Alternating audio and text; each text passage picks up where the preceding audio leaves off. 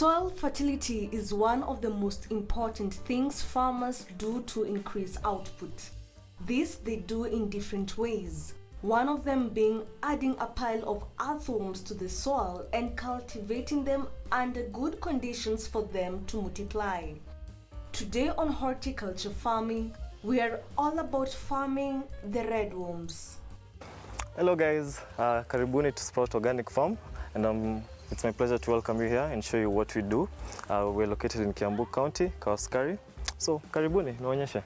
Many will define organic farming just as the use of non-synthetic fertilizers. However, organic farming, as many will refer to it as, is a farming system that seeks to promote and enhance health of the ecosystem.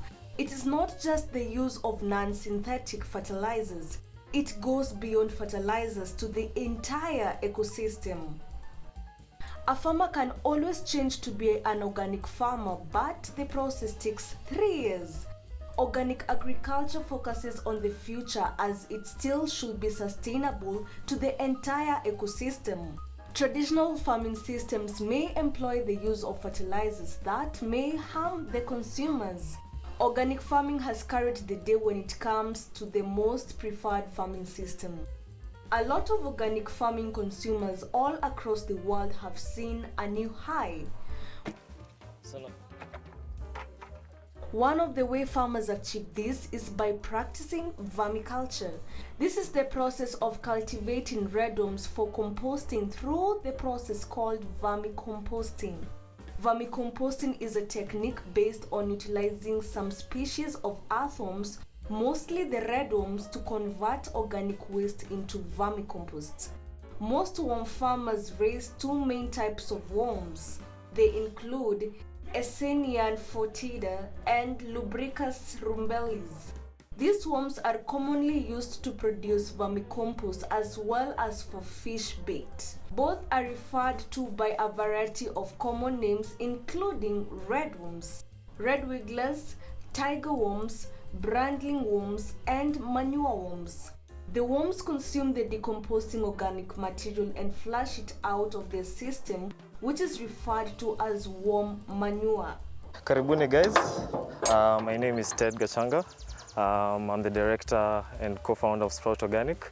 We're located in Kiambu County, Kawasakari Ward, and mostly what we do here is vermicomposting or vermiculture, whereby we compost organic waste, any organic matter, things like manure, kitchen waste, paper as well. We compost them into ready-to-use compost for your organic gardening.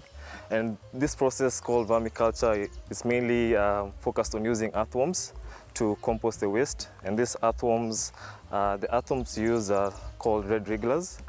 They are not native to Kenya or to Africa, but then they're the ones that we use the most in vermicomposting because of their multiplication rate, their consumption rate of the organic matter and the waste, and also because of how sporadically they reproduce. Vermiculture is beneficial as it assists you to have fertilizer all year round. This translates you to have healthy crops throughout all farming seasons. This farming lifestyle involves 3 main products: redworms, a pit, and waste matter. Redworms can be sourced from certified vermicomposters. The good thing about them is that 1 kilogram of redworms can multiply to 4 kilograms within just a month. Meet Ted, a certified vermicomposting farmer in his farm in Kawasakari. He has been cultivating the worms for quite a long time. The farming venture has been rewarding for him. We just compost the manures, the organic waste, and also anything like if you cut your grass or if you cut your fence, you can just put everything into the system as well, and then in turn you get a very, very good and refined compost called vermicompost.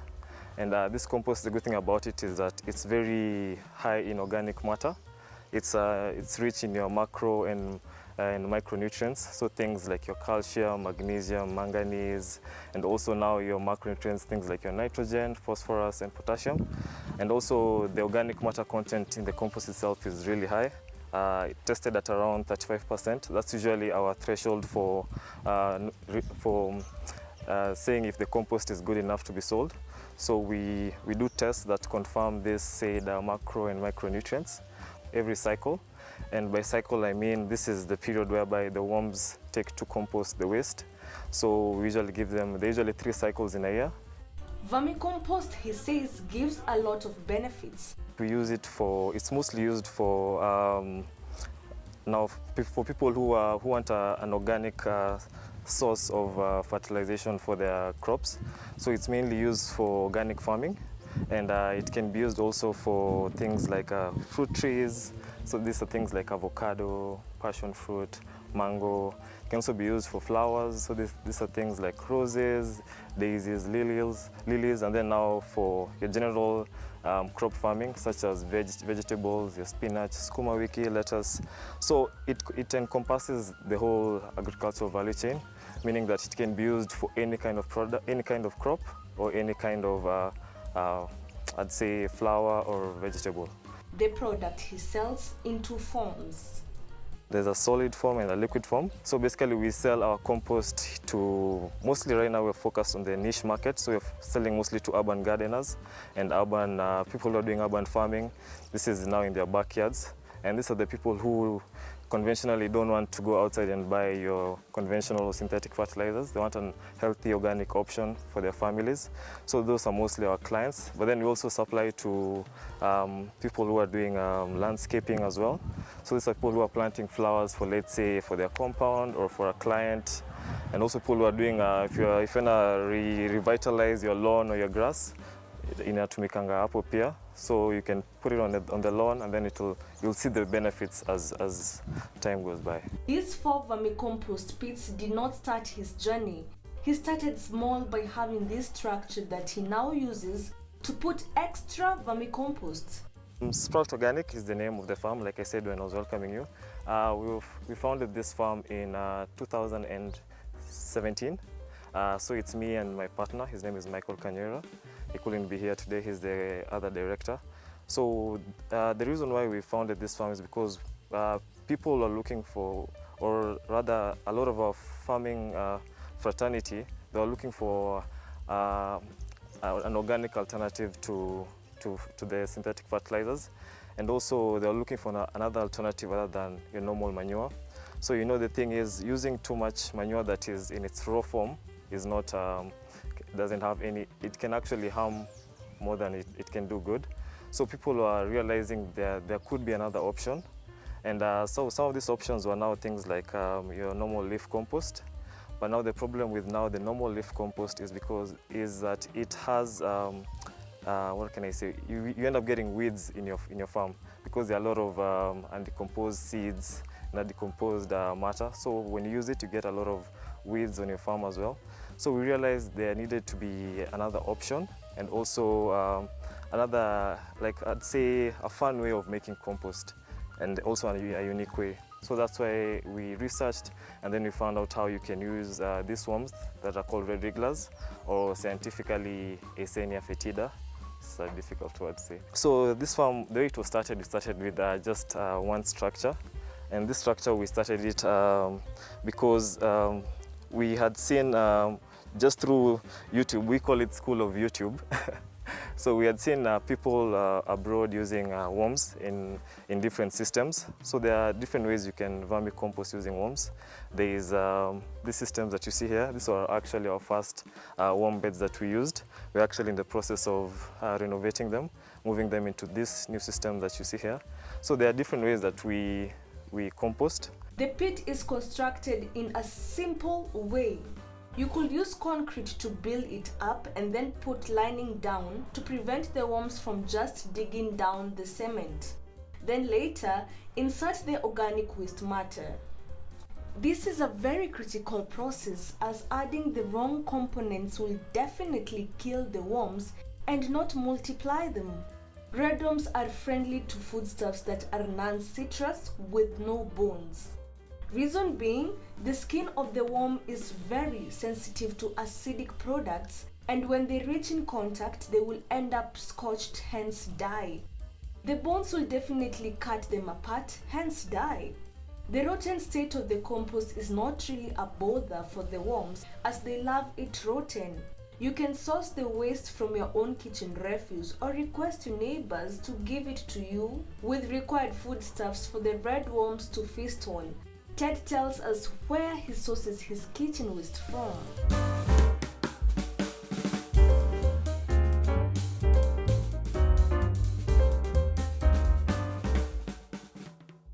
We realize these worms themselves can help us convert the waste we get from our farm, our households, our neighbors' households, and turn this waste into 100% organic fertilizer. Actually, in the international community, this kind of fertilizer now, the vermicompost, is regarded to as black gold, considering of how effective and how the efficacy is very high, and also how the plants react to it. So it's basically like a natural food for plants, because if you go to any forest floor anywhere, you'd find worms, or anywhere where the soil is very healthy, you always tend to find these worms. So that's why we're like, why not use these worms to convert the waste that we have into this kind of fertilizer. Ted uses two types of structures for his worm beds. So we can either use these worm beds, basically made of wood with a plastic lining inside, or we can use these other systems. These are called your worm pits. So these are generally just pits full of worms and compost. And the benefit of this system is that you're able to get more compost per every square meter of the pit, as compared to this one, because these ones are generally too small.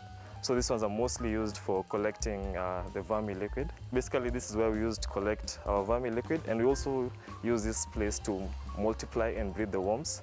So what I mean by multiplying and breeding the worms, because for vermi composting, you generally need around a kilo of worms for every square meter. But now for vermiculture now is a cultivation of the worms. So like I said, there's a difference between vermiculture and vermicomposting. So vermiculture is the cultivation of worms, specifically just breeding them. But now vermicomposting is now using the worms themselves to now convert waste into organic fertilizer. So with these systems, we're mostly using them for vermiculture, multiplying the worms. And now for these other systems, we're using them for vermicomposting. So like I was mentioning, vermicomposting, the difference is that for every square meter, you need a kilo of worms for vermicomposting. For vermiculture, for every square meter, you need around 3 kilos of worms, so that they can be closer to each other and multiply sporadically. Yeah. And then the reason why they multiply sporadically is because they have both sexes, meaning they have both the female and male sexes. So they multiply, so they can be able to multiply with each other without having to go too far to look for a mate. Yeah. Vermicomposting gives the vermi liquid as one of the byproducts. The vermi liquid now is another byproduct of the whole vermiculture process. So the vermi liquid is basically, like it says, it's in liquid form, but it's a foliar fertilizer. And the good thing with this product is that the plants uptake it very quickly, because you spray it on the leaves. And then it also helps with disease suppression if used continuously. Now that you have the lined pit and waste product, the next step is getting the worms. The worms can be sourced from certified worm dealers like Ted. They are measured in terms of kilograms. 1 kilogram can have up to 2,000 young adult and baby worms. If sourcing is not your option, you can always rear them. Of importance to note is the worms are hermaphrodites. This means that they have both the male and the female sex organs in the same body, making it very fast for them to reproduce and multiply. This structure here is responsible for Ted's red worms to multiply and reproduce. He puts them in these silo containers that also have old newspapers and useful kitchen refuse for the worms to feed on. The eggs are laid in the containers as they have a good temperature conducive for them to hatch. The temperature is warmer than room temperature just to promote the growth of hatching of the eggs. The baby worms also love an abundance of moisture that assists them to easily multiply. So we use this kind of containers, whereby we usually take the cocoons. So the cocoons are the worm eggs. Let me put on my gloves, just for safety and also for hygiene. So we usually take the cocoons from these beds now and also from this other bed. So the cocoons are the worm eggs, and then we put them in this kind of containers.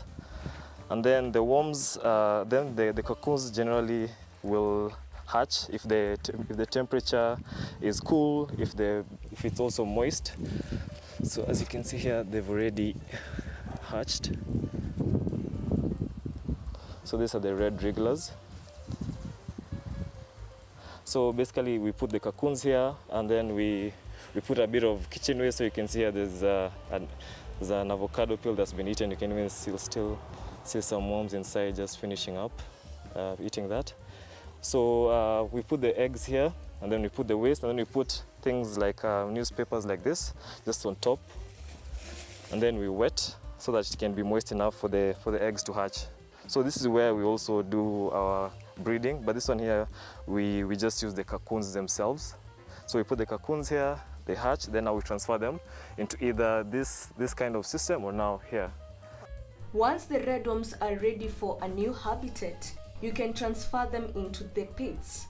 The worms are transferred with the matter to help them adjust easily to the new environment. The matter resembles soil, but it is more nutritious than soil. Cocoons take around 3 weeks to hatch, and then the lifespan of a worm, one single worm, is around 3 months. So by the time that one worm has transitioned from a cocoon to an adult, now to a from a cocoon to a juvenile to a fully grown adult, it can multiply up to 3 times. After the 3-month period, Ted narrates he gets 2 kilos of worms after breeding 1 kilogram of worms for 1 month. One worm can give you, so if you start with a kilo of worms, by the 3-month period, you can have around 2 kilos. That's if you maintain the proper conditions for them to thrive. So by proper conditions, I mean you have to make sure the place where the worms are is moist enough. You also have to make sure it's not in direct sunlight. Then you also have to make sure there's enough food for them to consume. Then also just make sure there's enough space for them to move around, to breed. Because also when they become too many in one, let's say square foot or square meter, they stop breeding, because now they realize there's competition for food. So there's no point of us breeding anymore. Like I said, they're quite smart, and also they're quite very, very effective. How does he go about the breeding process? Basically, the way we breed them, we don't use any soil.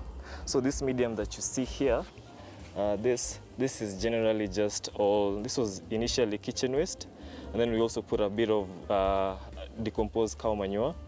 And we prefer using cow manure because it doesn't heat up when it's decomposing as compared to other forms of other manure, such as your chicken manure or your pig manure.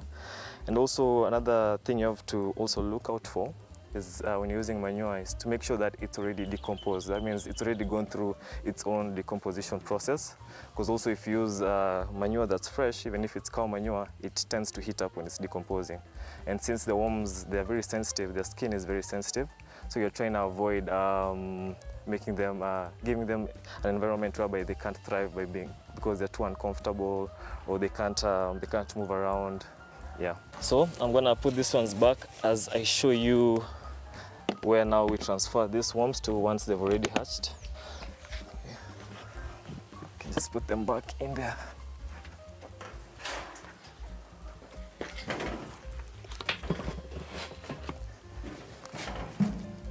Yeah, so basically once the worms come from there, now we either put them into this worm pits, or now we put them into this other system. The structure needs to be shaded to reduce the rate of evaporation. He goes further, describing the structure enclosing the worm bin. I'm sure by now you've all noticed how there's a lot of netting material, shaded material that we've used around the farm.